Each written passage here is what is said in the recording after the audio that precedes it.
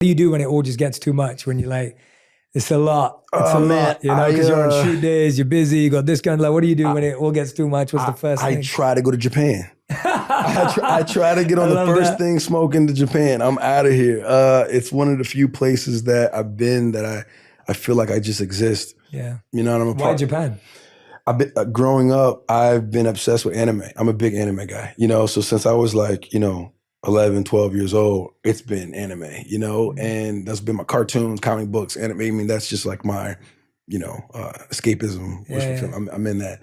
And, growing up watching those shows, there's so much of their identity in their culture, in the dialogue and the messaging and all that stuff. So I just had this idea, this place in my head that was full of respect and it was hospitable and hard work and tradition and, thousands of years of, a couple thousand years of tradition, you know what I'm saying? That, that exists.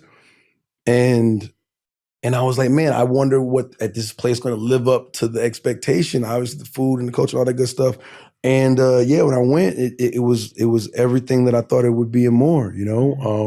And obviously, I went the right type of way. I created anime as well. I wanted to because they're so loving and welcoming in a really big way. And yeah, for me going there's not a million phones being out. Everybody, they're very respectful of your space. They're and people are going to obviously come up and say what's up. That's what's going to happen. But it's in a way where you don't feel like I have to hide as much. Mm-hmm. I feel like I can walk down the streets there a little bit more loosely. And that's something that, I don't really have as much here in LA or, New York, you get a little bit more of it. You know what I'm saying? You can kind of because people on the East Coast sometimes we like, whatever.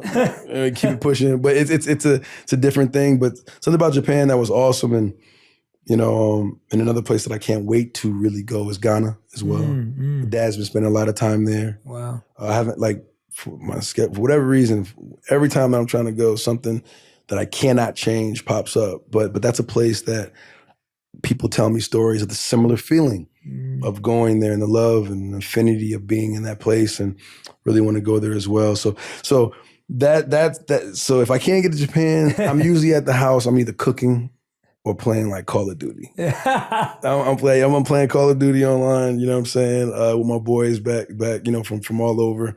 And it's a place where you can just, it's fair game. It's even playing field. You know what I'm saying? Some mindless, kind of, camaraderie with your boys and stuff. I love cooking. Food is a love language for me.